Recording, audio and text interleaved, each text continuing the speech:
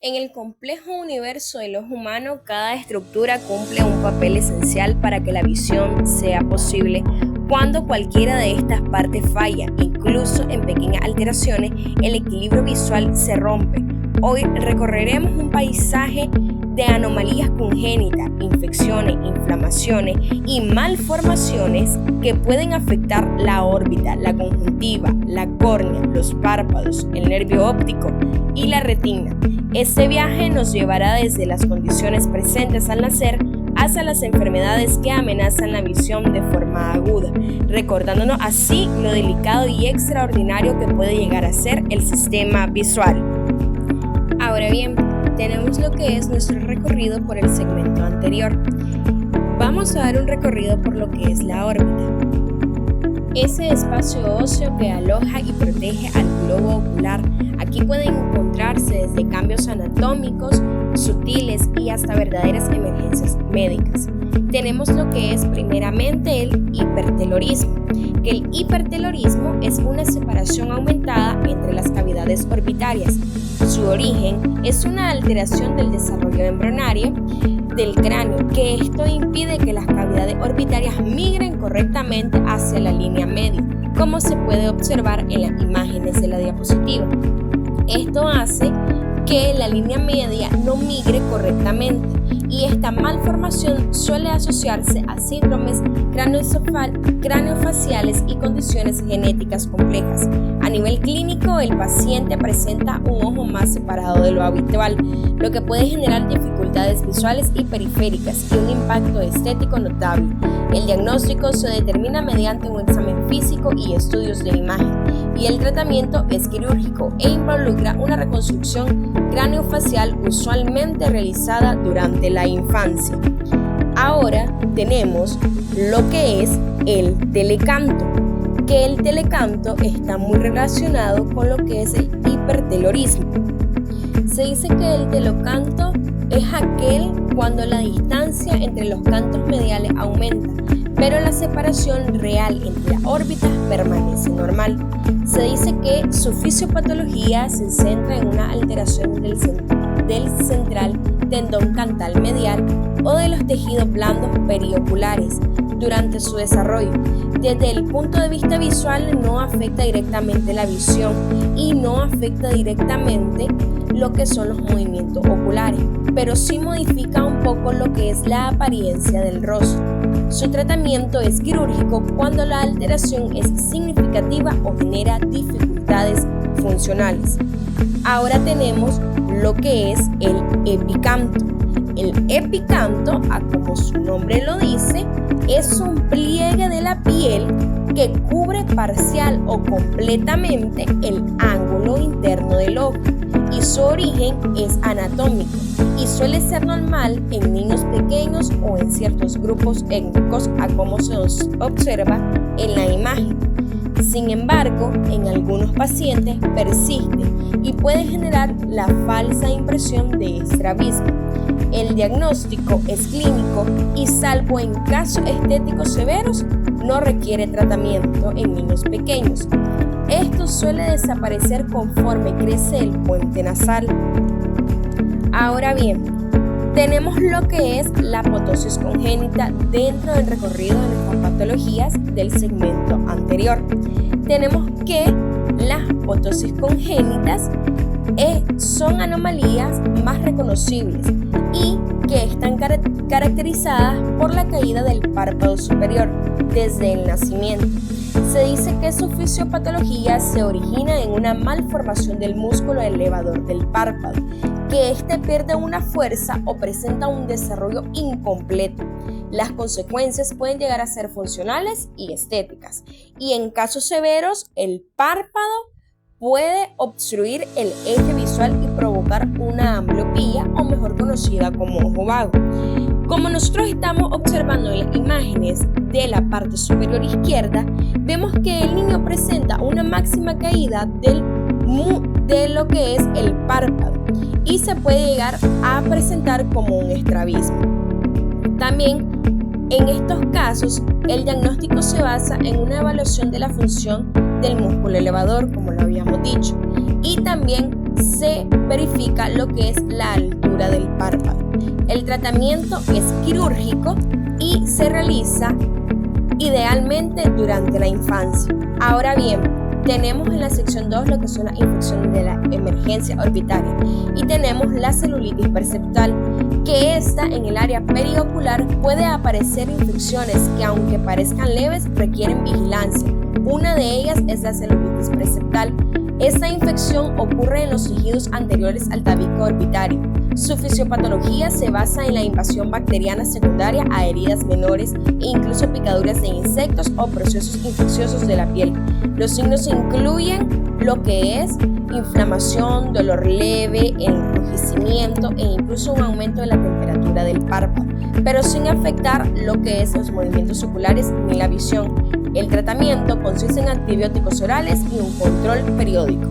Ahora, en otras partes tenemos lo que es la celulitis orbitaria, que sin embargo, cuando la infección rebasa el tabique orbitario, surge lo que es una emergencia, mejor conocida como la celulitis orbitaria, y se dice que su origen se asocia a infecciones sinusales, especialmente del seno etmoidal, que estos se expanden hacia la órbita, y se dice que su fisiopatología es aquella que involucra la inflamación profunda. Se llega a presentar una presión aumentada dentro de la órbita y un riesgo de compromiso del nervio óptico.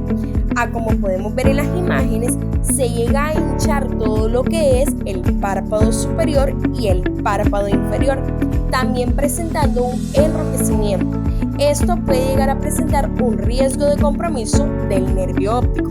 Los signos alternantes son, como lo habíamos dicho, dolor intenso, proptosis, fiebre, inflamaciones y se dice que su tratamiento puede ser meramente por antibióticos intravenosos y en algunos casos complicados lo que son cirugías de drenaje. Ahora bien, en lo que es la sección número 3 tenemos lo que es la córnea, la conjuntiva y los párpados. Y aquí tenemos lo que es la conjuntivitis. Se dice que la conjuntivitis es una de las enfermedades oculares más frecuentes y puede ser infecciosa, alérgica o irritativa.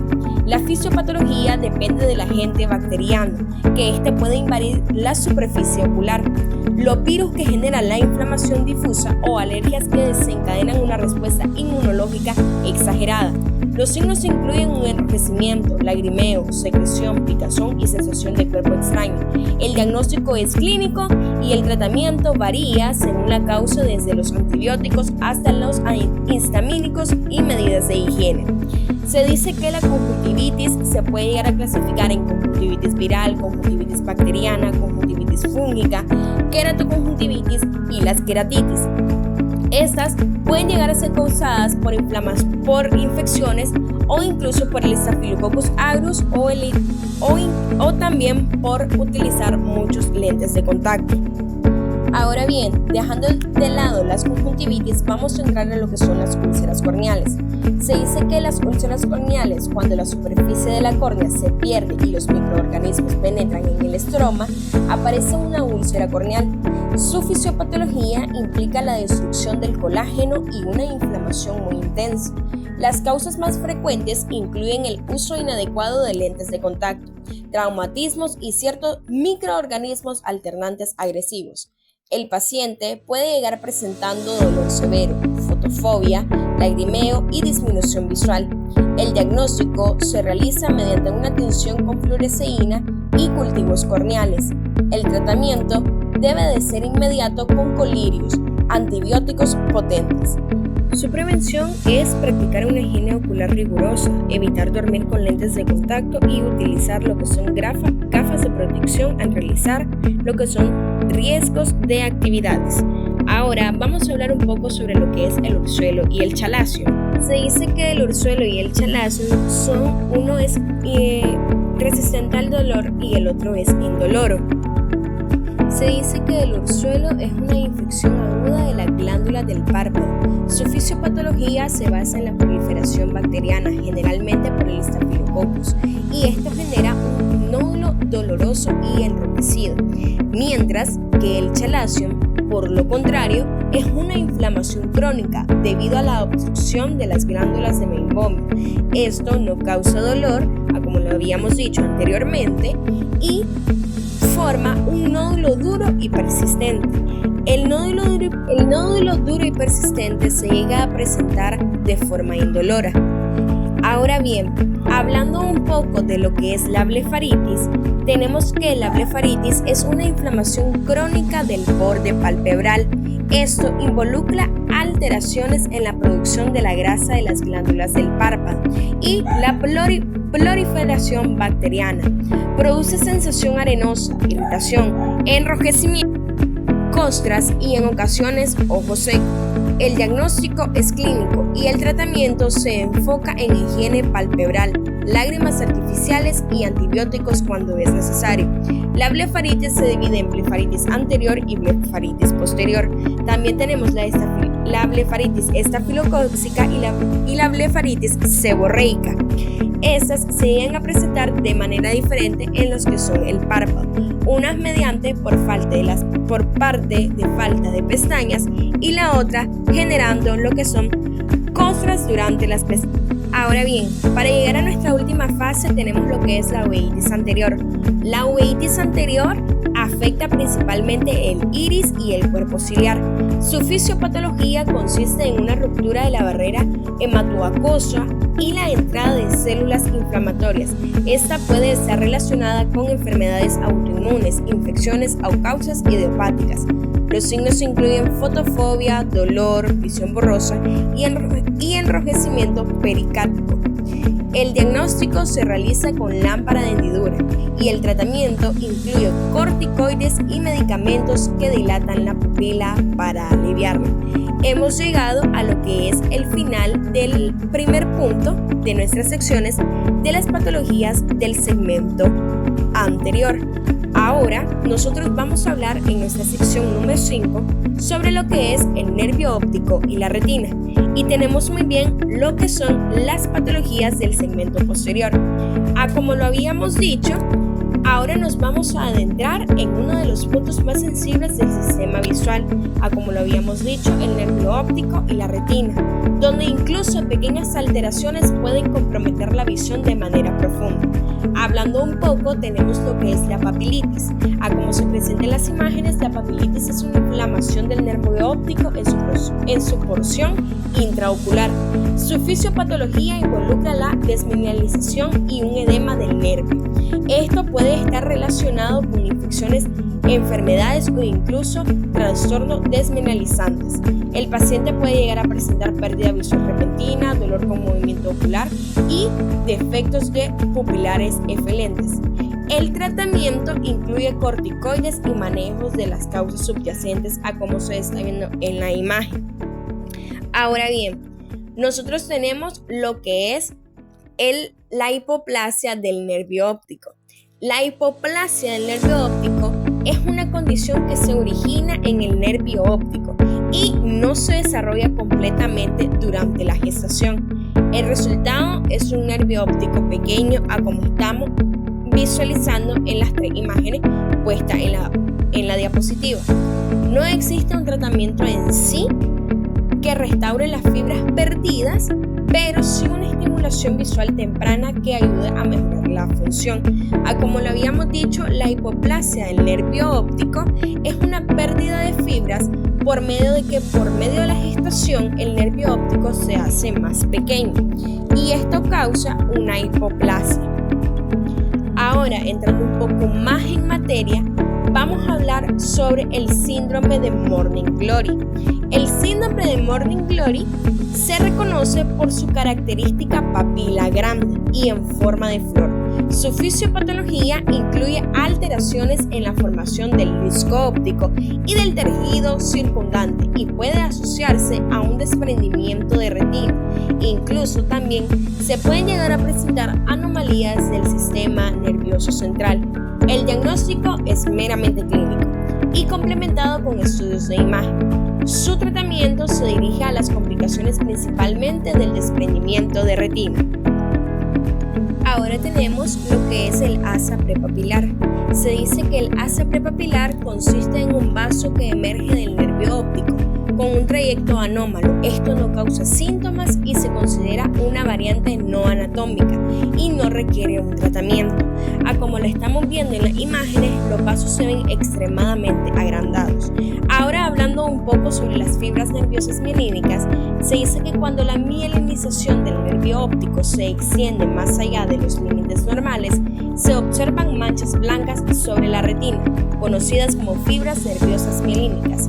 En la mayoría de los casos no generan síntomas, pero en algunos niños pueden asociarse a una ambliopía, o mejor conocida como ojo vago. El diagnóstico se realiza por observación en el fondo de ojo y el tratamiento consiste en corregir la ambliopía cuando está presente. Estas se llegan a presentar en forma de flor o en forma de copo de nieve, como lo estamos viendo en las imágenes de la diapositiva, y pueden llegar a tener colores blanquecinos o en algunos casos colores verdosos. Ahora vamos a hablar sobre la papila de Bernstein. La papila de Bernstein es un remanente del conducto hilario fetal y este se observa como un pequeño tejido fibroso del nervio óptico. No afecta la visión y no requiere un tratamiento. Como se observa también en la imagen de esta diapositiva, tenemos que se va a presentar como un estallido de estrellas y se pueden llegar a presentar sus vasos un poco hinchados. Hablando un poco más sobre lo que son las patologías del segmento posterior, tenemos el coloboma del nervio óptico. Se dice que el coloboma del nervio óptico se desarrolla por un cierre defectuoso de la fisura embrionaria. Como se está presentando en la primera imagen, es como una gran fisura que afecta al nervio óptico y se dice que se genera una excavación anómala. Los pacientes pueden llegar a tener visión reducida desde el nacimiento y algunos riesgos de desprendimiento de retina. El tratamiento es preventivo y se basa en el monitoreo de las complicaciones. Ahora bien, esto se llega a presentar en los que son meramente en pacientes pediátricos. Pero ahora vamos a hablar un poco de lo que son las distrofias de conos y la amaurosis congénita de Leber. Se dice que la distrofia de conos es una enfermedad hereditaria que esta afecta a los fotorreceptores responsables de la visión central, la visión de colores e incluso la agudeza visual. Se dice que su fisiopatología implica una degeneración progresiva de los conos. Los pacientes presentan fotofobia, alteraciones en la percepción de colores e incluso disminución visual progresiva. No existe cura. El manejo se basa en ayudas visuales y filtros para la luz o incluso terapias visuales. Ahora, hablando un poco de la amaurosis congénita de Leber, la amaurosis congénita de Leber se dice que es una de las causas más graves de discapacidad visual infantil y es de origen de nacimiento. Los niños presentan nistagmos y presencias de respuestas pupilares disminuidas. Su diagnóstico se confirma con electrocardiograma y pupilas genéticas, y algunos tipos de las enfermedades cuentan con terapia genética, pero en la mayoría se manejan con apoyo de visión especializada o incluso terapias visuales. Para ir finalizando nuestro recorrido por estas patologías del segmento posterior, ya veníamos hablando un poco de lo que era la uveitis anterior, pero ahora nosotros vamos a dejar de lado la distrofia de conos y la amaurosis congénita de Leber para hablar de la uveitis posterior, nuestra última patología del segmento posterior. La uveitis se dice que afecta la coroides y la retina, y se dice que su fisiopatología involucra la inflamación profunda causada por infecciones como toxoplasmosis o enfermedades autoinmunes. Los pacientes llegan presentando visión borrosa, moscas volantes, escotomas y disminución del contraste. El diagnóstico se realiza con fondo de ojo, tomografías de coherencia óptica y estudios de laboratorio. El tratamiento combina con corticoides, medicamentos inmunosupresores y terapias específicas. Para ir terminando nuestro cierre por este recorrido de las patologías del segmento anterior y el segmento posterior, tenemos que cada una de estas patologías, desde la más simple hasta las más complejas, nos recuerdan lo extraordinario y lo que es de frágil nuestro sistema visual. También tratamos de comprender cómo se originan, cómo se diagnostican y cómo se pueden llegar a tratar, no solo permitiendo preservar la visión, sino también apreciar la complejidad fascinante de nuestro ojo, así también dando un mejor trato a nuestros pacientes al momento de atenderlos. Este recorrido nos invita a valorar la importancia del diagnóstico temprano, del tratamiento oportuno y de la educación como herramientas fundamentales para proteger la vista.